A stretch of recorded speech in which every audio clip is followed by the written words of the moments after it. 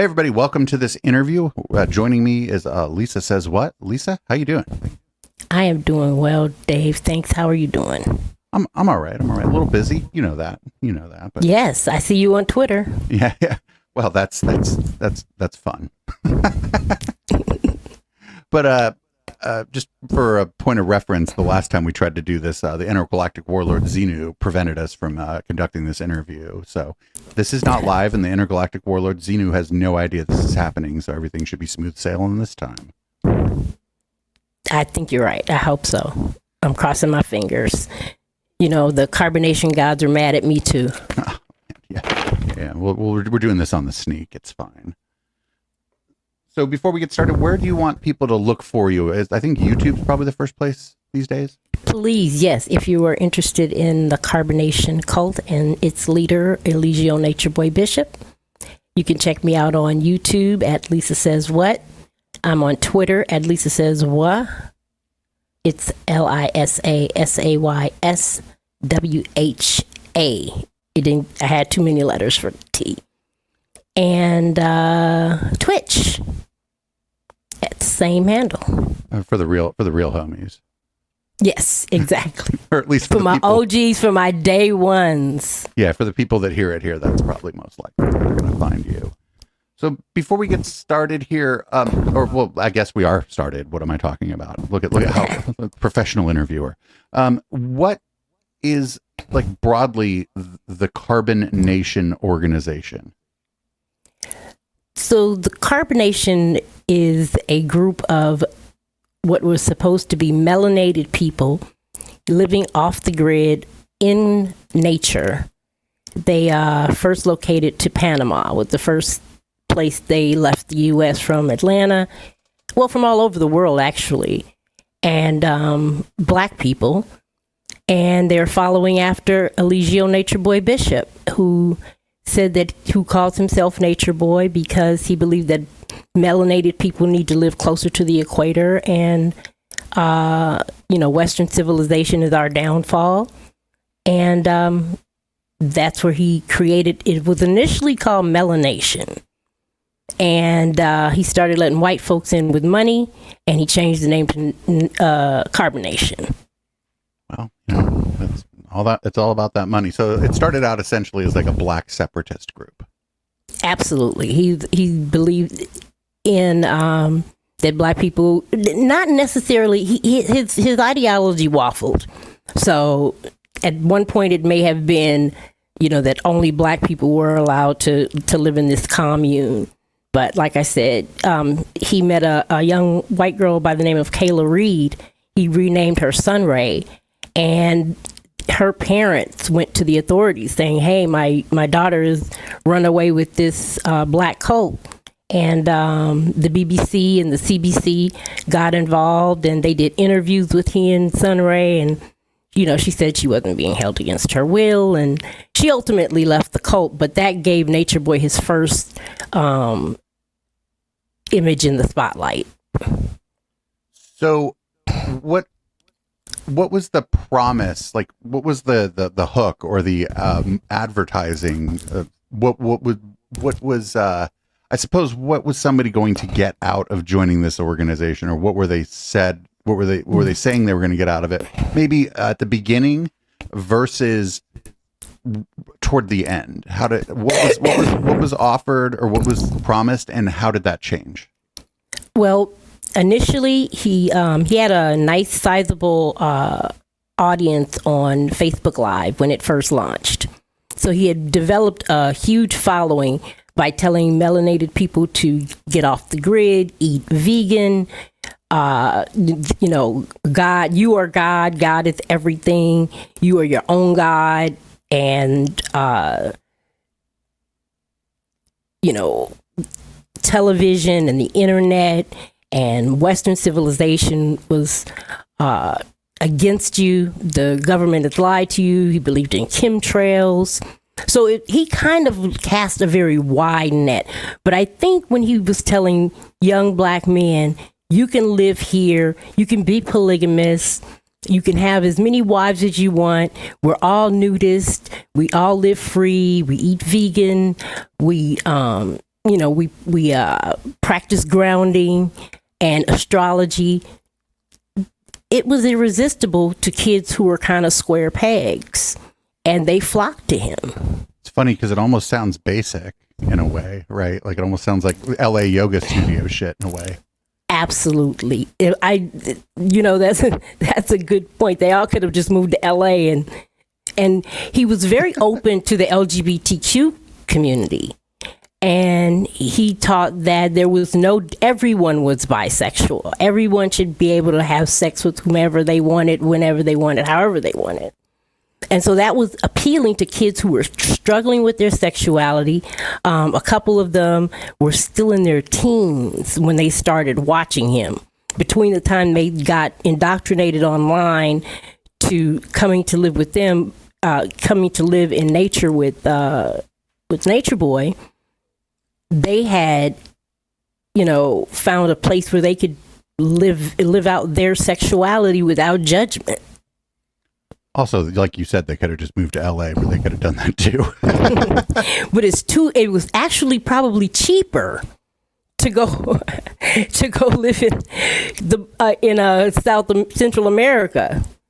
Right. And you had mentioned he was doing this on Facebook Live. So the question I have there is, once the people got to the we'll say the location.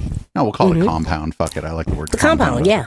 Once they got there, were they then cut off from the internet? No, actually, the internet was what he used to get donations for his cause. Like I said, which changed constantly. Excuse me. I'm sorry. Oh, no worries. Which constantly was changing. And it, depended greatly on what country they were in. But he was used the internet to bring in more members and to get donations. And I kind of lost my train of thought, Dave. Oh, that's okay. Well, right, he was still on the internet. What I meant to ask, and I should have been more clear, were the members, when they arrived, were those people also using the internet maybe to help recruit, or were those people sort of cut off? No. He relied heavily on the internet, and he had the members who were these beautiful. He was selective about who he would allow in. So these beautiful black bodies, naked in the jungle with leaves taped to their boobs, and diving into waterfalls, and he making music. So they used the internet for, to get out their music. That was their primary source of engagement. Okay, I understand now. They were basically, once you got there, you were now expected to be using the internet to become a minor influencer yourself and help recruit for the organization. Absolutely, because everyone had to have the same internet icons.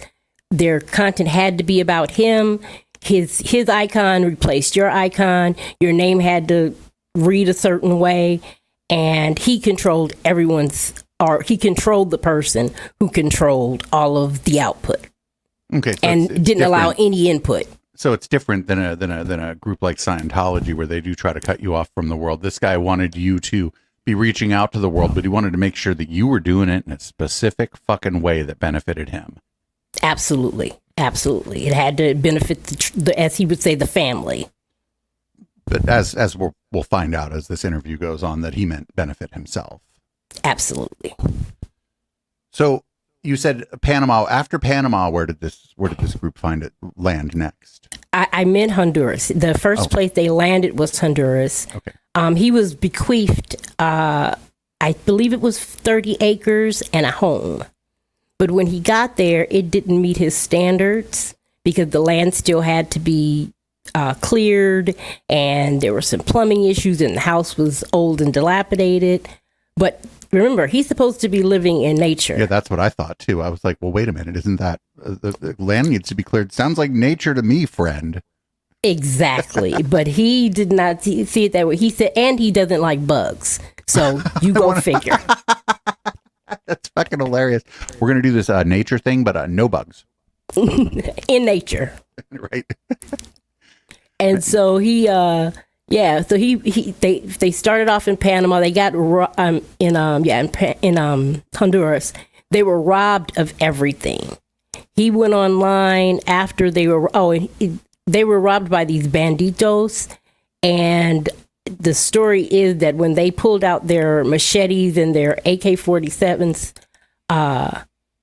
he ran like a chicken and almost trampled his own wife. I mean, I would run too. But not if you're the leader of a cult. Oh. You're supposed to stick around. Oh no, I would. I mean, he was probably hoping, like, did everybody, do you know if, and this is weird because like we weren't there or whatever, did everyone run or did he just run? No, he's the only one that ran. They were all scared shitless. But see, he's about 20 years older than the average member. And he had lived a very interesting life prior. You know, he was basically raised in the streets and in foster care. So, you know, his instinct was, you see a gun, you run. That's a good instinct. But all these kids that he lured over there were pretty middle class, run of the mill kids, you know, who were just a little different than the rest. But Right, they came from two-parent households, or maybe in military background. They had a wide range of backgrounds, but none of them were as downtrodden as his.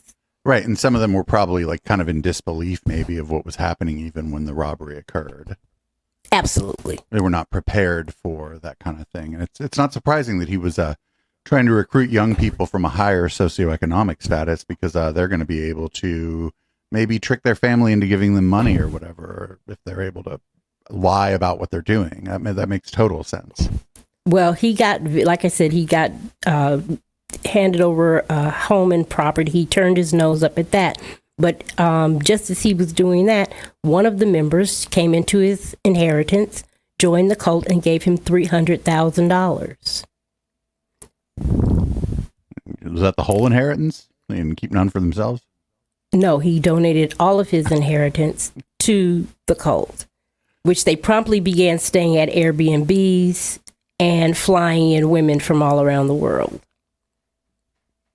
So after Honduras, where did this organization find itself? Honduras, Costa Rica, and they got kicked out of Costa Rica after the media attention with Kayla Reed, and they had expired visas, and they had a standoff at the border.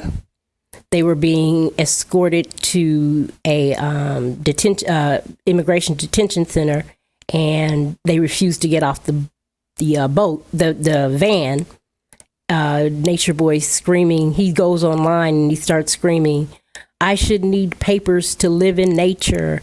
And he's chanting, and he racked up a considerable amount of donations based on that little stunt he pulled. At this time, what would you say his following was like? Were we talking tens of thousands, hundreds of thousands, millions? Probably about 500,000 across social media. But you've got to remember, he was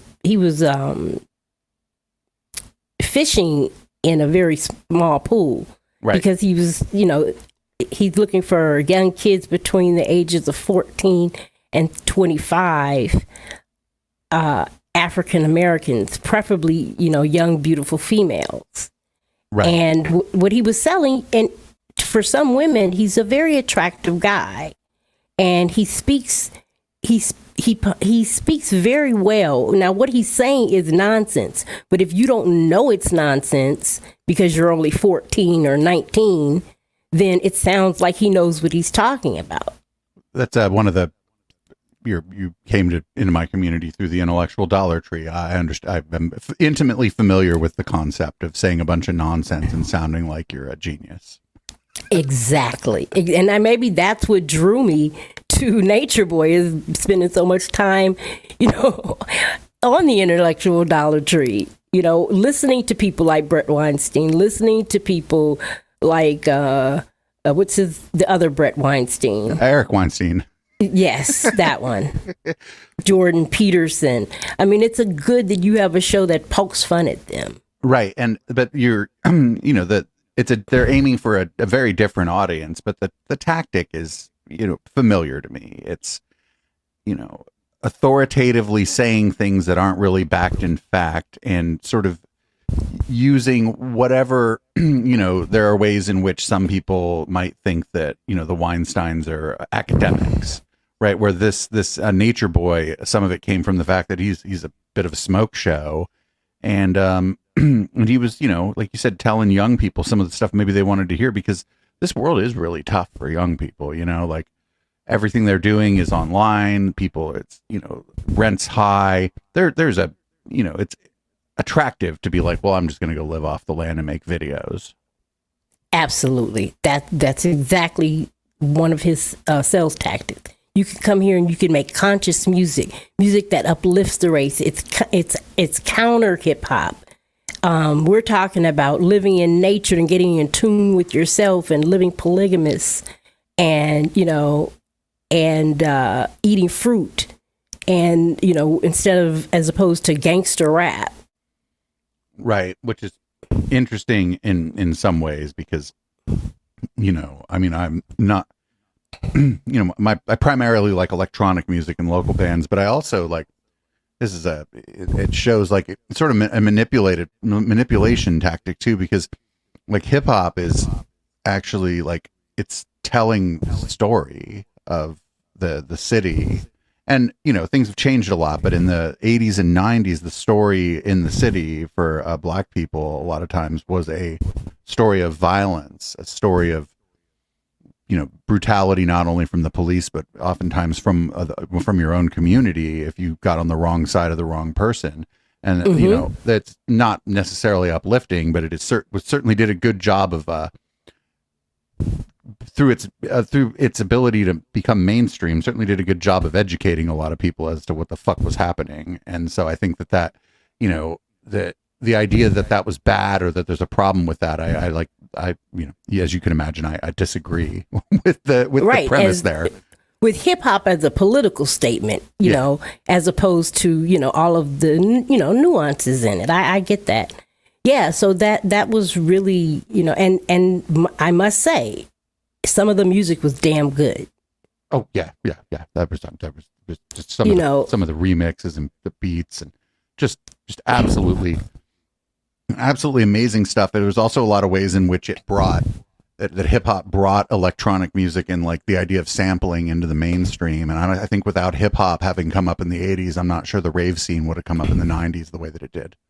Oh, I think they're hand in hand, just like the punk movement spurred on hip hop.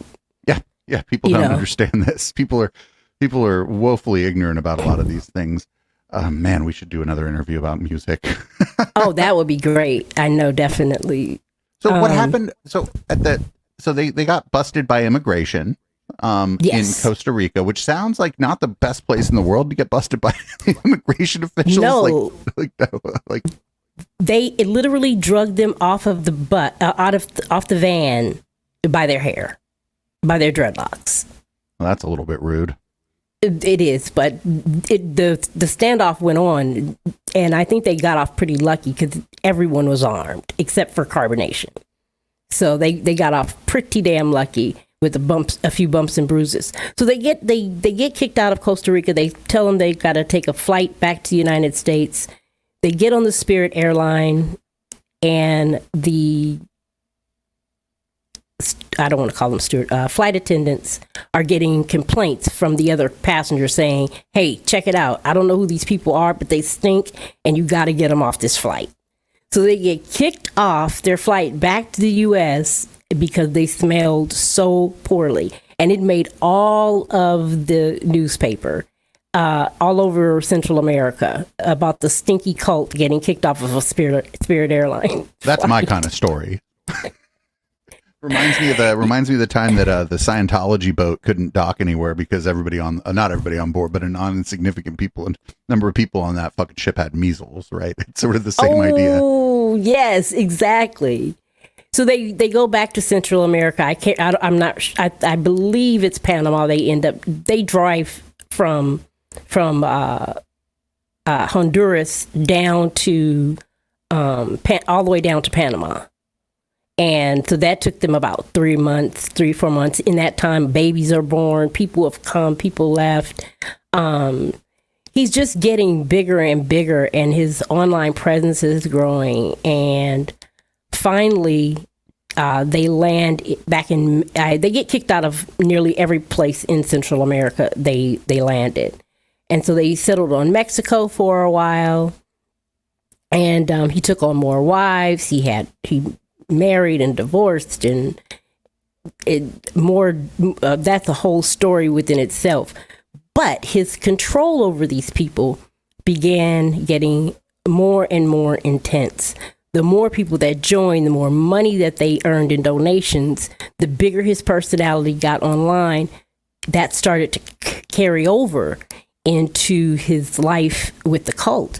And instead of calling him Master Teacher, he had several names, but they would call him Master Teacher. And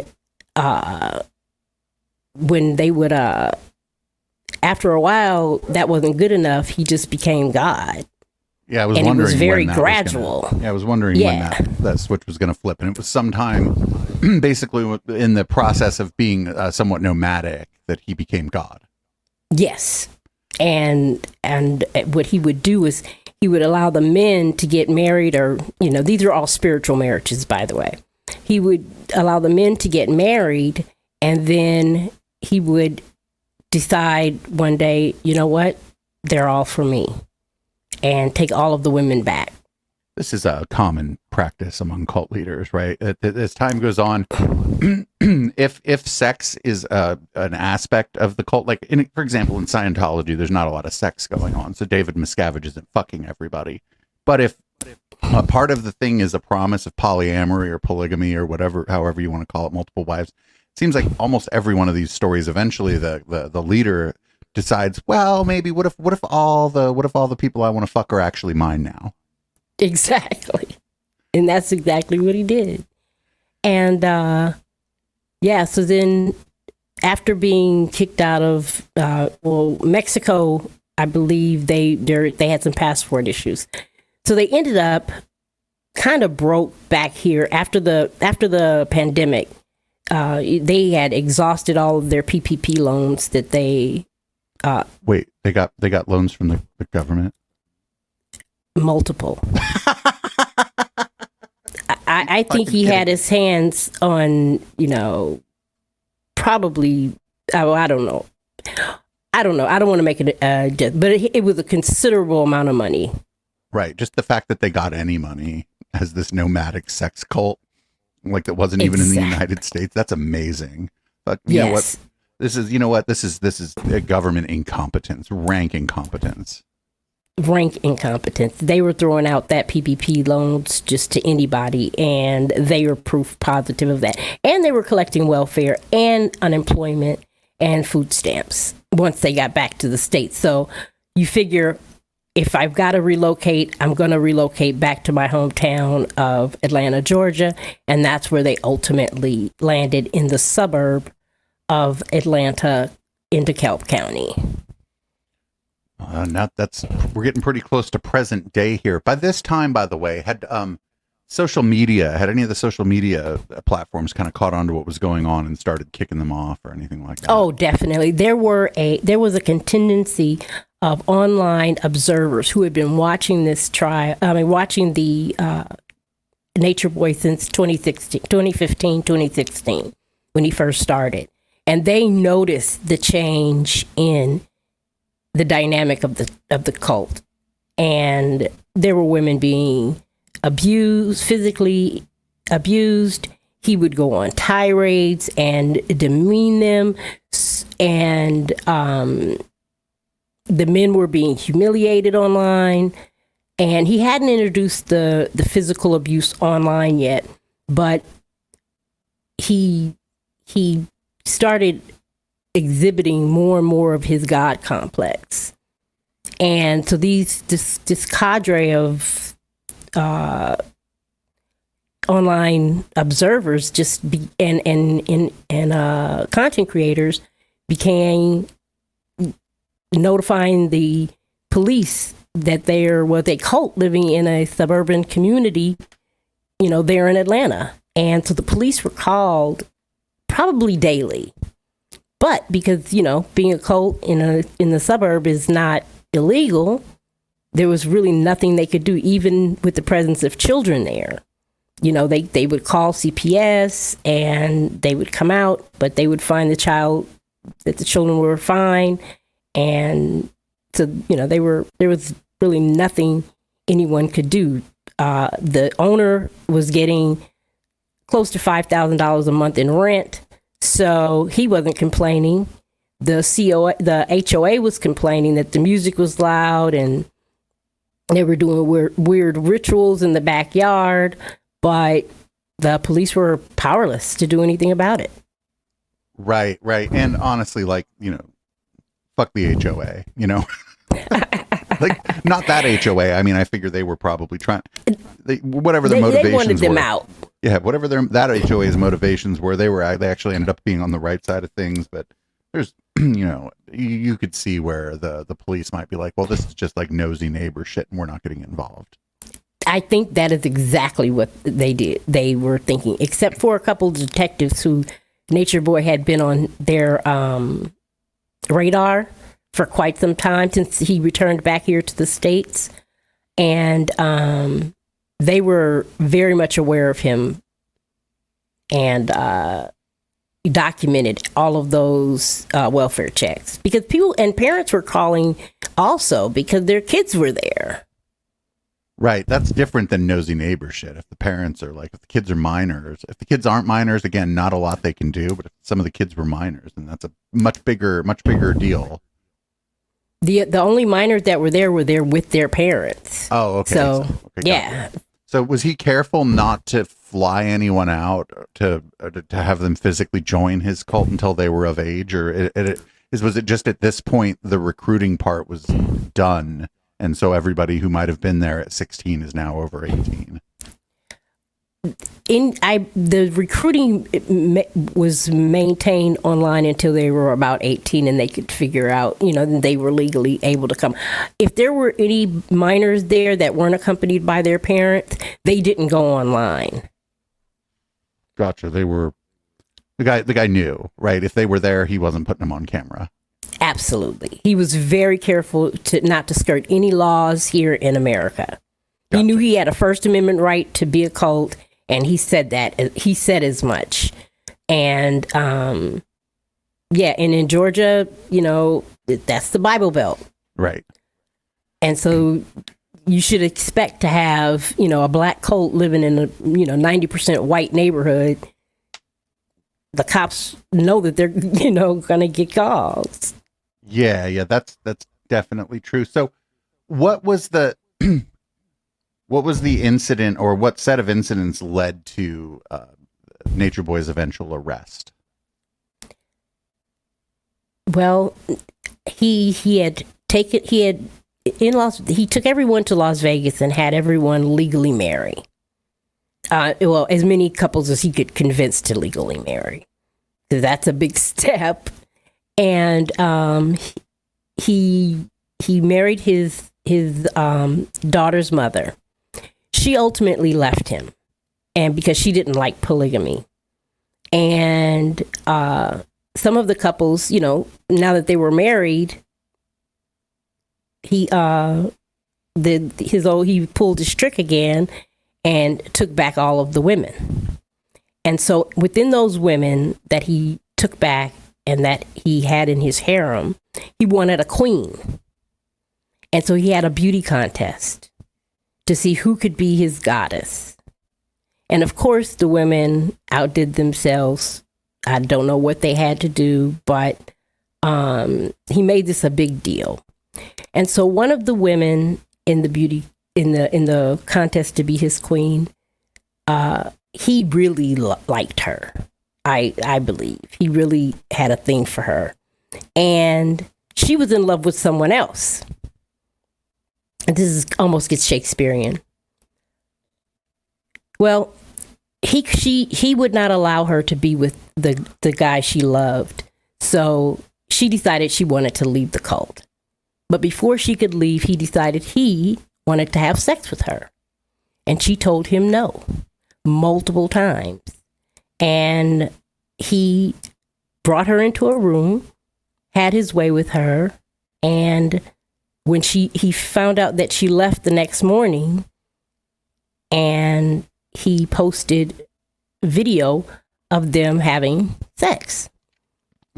She found this out on social media. Someone brought it to her attention that she was on Pornhub and Twitter, and she went to the police. And she told the police her entire ordeal, that she was hit, that she was struck, and that, he had his way with her. For YouTube audiences, I don't want to say, and that he sexually assaulted her. And that was the first time the police actually had a reason to investigate him out of all those, wellness checks and, noise complaints. And so two of the detectives that were took this seriously, and even had to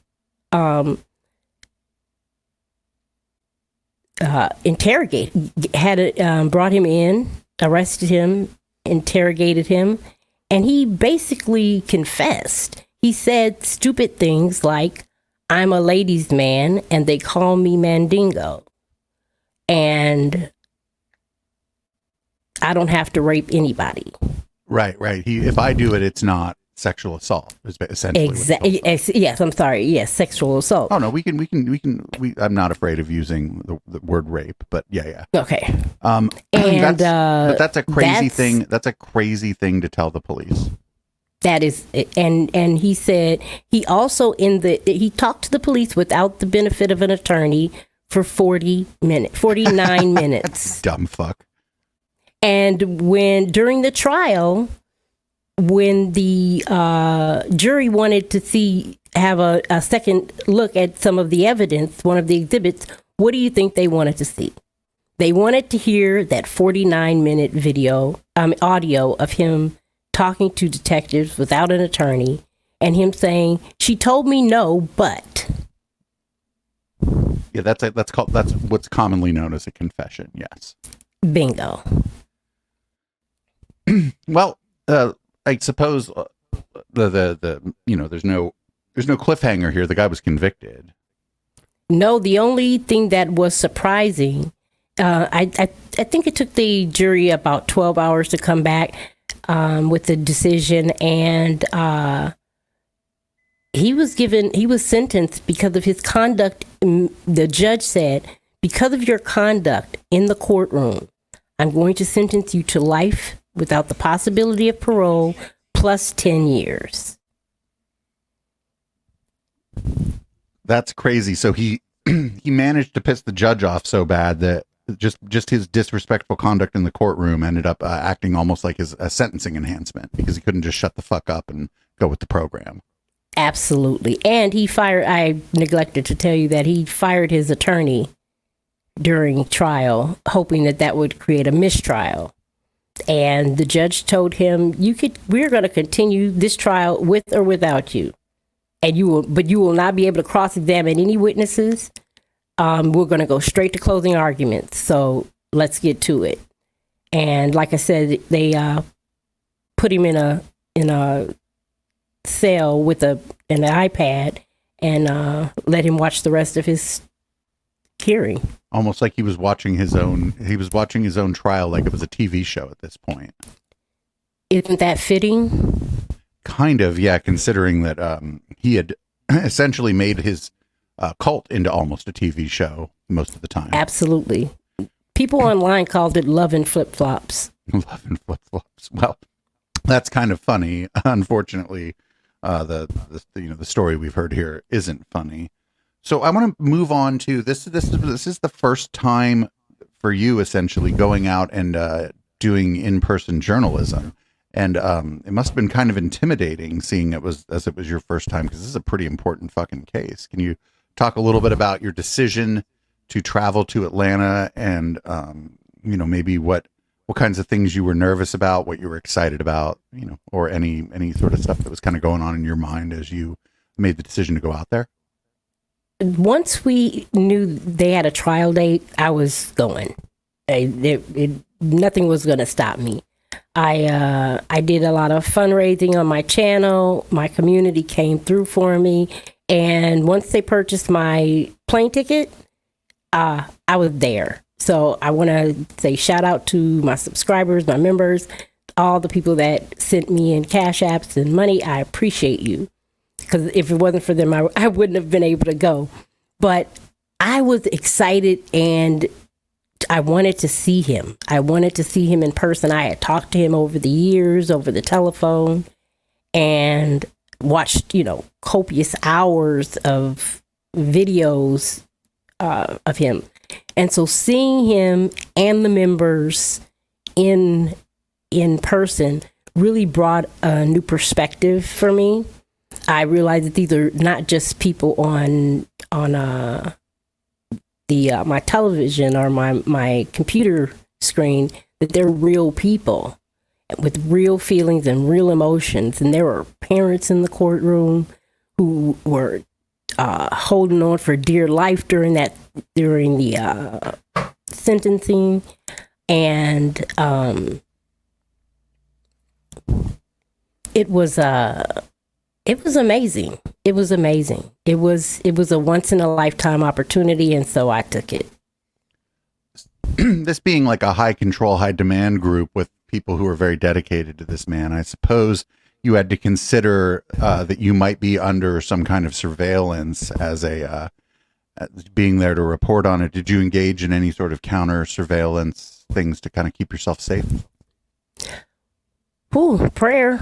That was we did well. We changed hotels a couple times, and because I went with another content creator, we did the buddy system. Good. And we did get some threats before we went, and we let the DA know, and they had so much security in the courtroom and outside of the courtroom, all the way to to escort you to your car.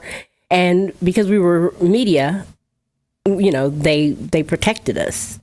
But yeah, I was never afraid though. I wasn't afraid, even with the threats. I just kept focused because I knew I had to. If I didn't stay focused on this, I wouldn't get there. Yeah, because it was a lot of work, right? Like you were there getting up early in the morning to go to the trial to make sure that you could get in the courtroom, and then you were probably up late doing commentary on YouTube and whatnot. Yes, it was exhilarating.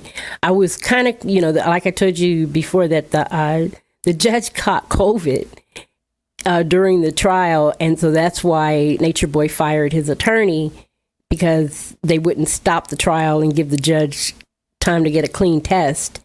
And so we had a day off. The judge agreed to compromise and take one day off, because that would have been her 5 days, that you have to quarantine. And so that day I crashed, and I think I was on 4 shows in one day talking about the trial. And so, yeah, it was exhilarating, but oh my goodness, it's what you kind of live for, right? Right. When you're down this rabbit hole, you got to find the brass ring somewhere.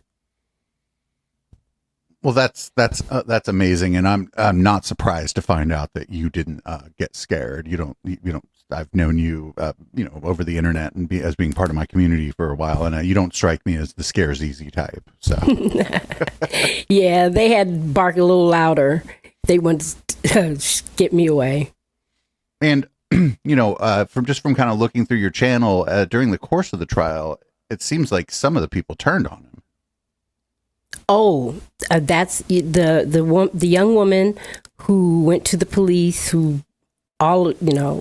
she should get all the praise, because had she not gone, there had been a lot of people abused, a lot of people sexually assaulted, a lot of people financially exploited throughout the 7 years of carbonation. And she's the first one to go and say, no, this is not right. And when she took the stand, you could have, I think that sealed his fate. You know, wait a minute. You asked, I'm sorry, I kind of got sidetracked. Oh, no, that's okay. No, what was the question again, Dave? My impression, and it could be incorrect because I didn't follow it as closely as I maybe possibly could have because I am a crazy person who streams 6 nights a week. Right. But during the trial, my impression was that in the midst of the trial, there were people that had turned on him during the course of this. Yes, that's what I was getting to. The young woman who reported him for the sexual assault, after she had finished her testimony, a woman who had been sitting on the defense side, on Nature Boy's side, crossed over, handed her a note, and the note said, may God forgive me for doubting you, and handed it to her. And that lady had been over there on the defense side the entire trial. And she definitely was a believer. She believed in Nature Boy. She cared about Nature Boy, but she knew that he had done this. And most of his cult had fallen by the wayside after he was arrested.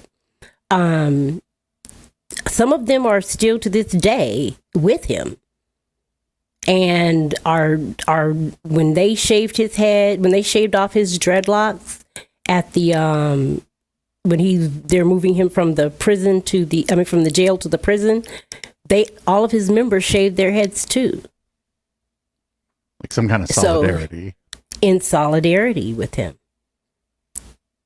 And so he still has, he has a GoFundMe page up right now that's asking for $13,000.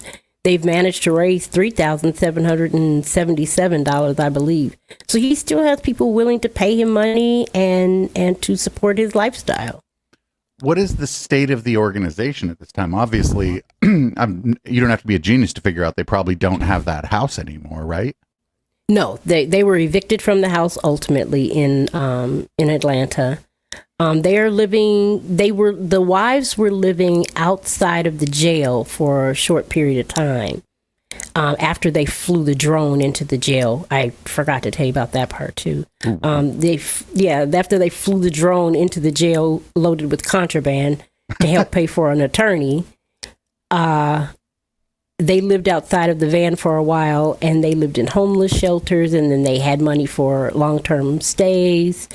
Right now, they're all living in a house in Atlanta, waiting to find out what prison he's going to be ultimately sent to. And is there any organized effort at this time, maybe to try to help some of those people who are still living in that house who might be open to the help? Their family members probably have taken a hands-off approach to getting them out because they've fought this for so long. There are people online who have offered help and helping them onboard back into society. But as far as an organization or anything like that, no. The one thing that Nature Boy used to tell them when he would abuse the women is like, he would say, "You're just a bunch of black girls. Nobody's going to care about you." Ooh, and yikes. Yeah. And in a lot of ways, so much for black empowerment, right? Right. But he was right, because the media initially had it not been for the salacious parts of this, the media really wouldn't have paid attention to it. And that's why I cover it, because there are still 4 beautiful young black women caught in this cult. And I'm going to keep reporting about it and keep talking about it until they're home, until they're freed from his clutches. Yeah, it's that pull is pretty strong. I mean, luckily enough, like, I think you and I can thank our lucky stars, or what, you worship a god or whoever it is that are constitutionally and dispositionally that we're thus far have not been inclined in a way that somebody has been able to do this with us. But we can report on this stuff and talk about it till we're blue in the face, but I'm not confident that we're ever going to be able to like understand like on a visceral or emotional level the kind of pull someone like him or any other cult leader might have on the most dedicated members. Well, I got to say that you have helped me in my cynicism and helped boost me to a cynic level 9. I know cynicism gets a bad rap, but it is not a bad tool to have in your tool belt. Absolutely. It's like anger.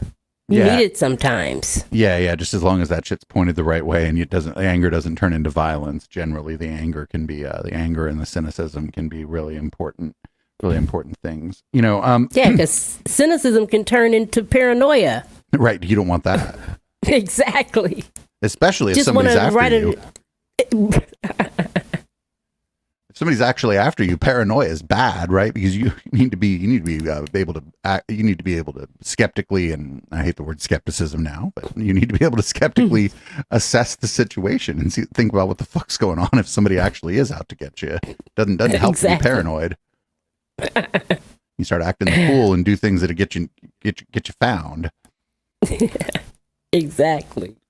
So that's this is it's not just me. I think like the whole community is actually like super proud of you and impressed with the work that you've done here. I'm the small part that I played in helping you get set up and helping you understand that you can do this, because if I can do it, so can you. I'm really, really happy. That's not fair, because you make it look very easy, and it's not. No, it's not. That is true. And to the extent sometimes my frustration with the process is probably more visible than other times, though I've been engaging in a bit more self-care, making sure to get more sleep, drinking less, smoking more weed, that kind of stuff.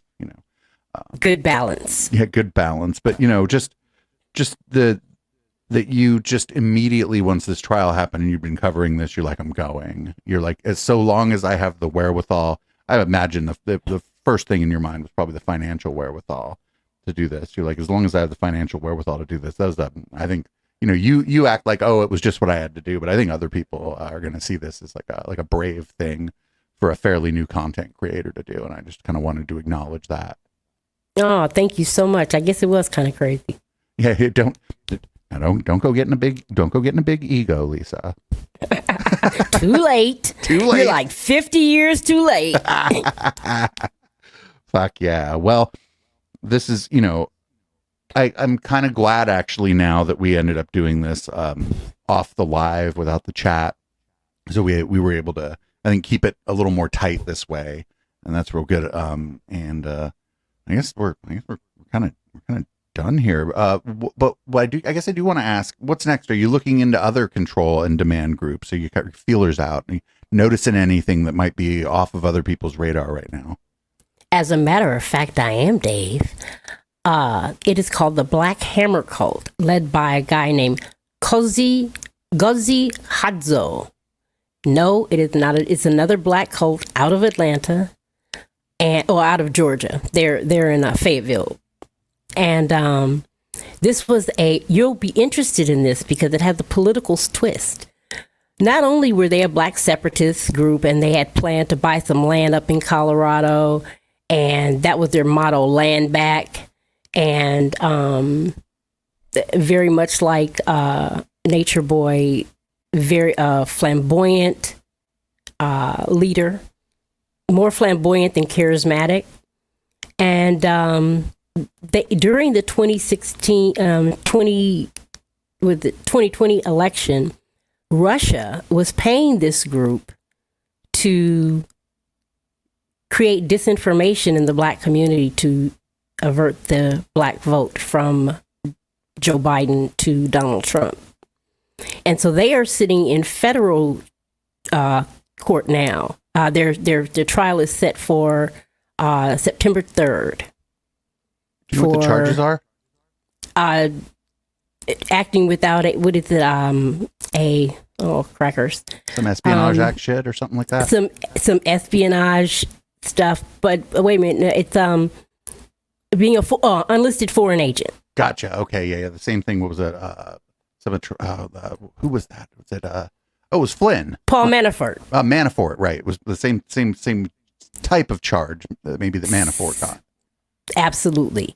And it's a very interesting story. I did a piece on them on my channel recently when we got notice that their case was going to federal trial. He's also wanted in prison now on charges of sodomy, kidnapping, and running a criminal street gang. Oh, yikes. All right. Well, yes. You're sure finding some interesting fucking people that are off my radar. They're off most people's radar. We're just weird like that, Dave. Yeah. I mean, I guess like I have found some interesting people that are off of other people's radar too. You know what? I'll take care of the white crazy people. You take care of the black crazy people. And then, that's a deal. That is a deal. But you know, Russell J. Gould has crossed over to both of these cases. Wait, what? Really? Nature Boy, about a year ago, filed his sovereign citizen papers, and it had the semicolon hyphen Nature Boy, all capital letters, and the seal from Russell J. Gould's organization. See, that's interesting because had you not been part of our community, it would have, instead of being like, I know exactly what that is when it happened, you had to look into it, and then maybe you would have found us at that point. Maybe. Yes. I would have never. And if you don't know who Russell J. Gould is, just do a quick Google search. You're in for a treat. Oh yeah. He crazy. He crazy. We got a soundboard for him. Exactly. Also, real quick, just shout out to Time for Tinfoil, also on Twitch, who does coverage of Russell J. Gould. Yes, Time for Tinfoil. How is Time for Tinfoil? I see him streaming, but like it's hard to stay in touch with everybody all the time. Though I do probably have to get him back on the live show. And speaking of which, once you're off your staycation and you get your camera set up and your husband's like okay, I guess you can go on a show now. Yes, we'd love to have you on for something more fun, casual, maybe a Catterday or a conspiracy bingo or something like that. So conspiracy bingo is my favorite. Yeah. So I just wanted to kind of express how proud I am and how proud the community is of the work you've done. And, I'm just honored to have played a small role in it. And when you said you were going out there to cover that trial, I was just, it's like I don't have any kids or whatever, but it gave me some sort of maybe small version of what it's like when a parent sees their kid going out to do something that they maybe didn't expect them to do, you know? Oh, thank you, Dave. You're gonna make me cry. We can't cry. Then there will be no crying during this interview. No crying in the now space. Well, Lisa, before we get out of here, can you remind everybody again where the best place is to find you? Of course, I'll put links in the show notes, but people may Thank you. Yes. You can catch my show on Tuesdays and Thursdays on Carbonation Updates. And I give you all of the updates and some backdates on how his appeal is going and the members of the cult that have stayed and former members. And I guess this will be the first time you get to do it. We're going to play a song. Do you want to introduce the song that's going to play before we after the interview here? This song has a killer bass line, and it's my favorite, Boomers by Periscope.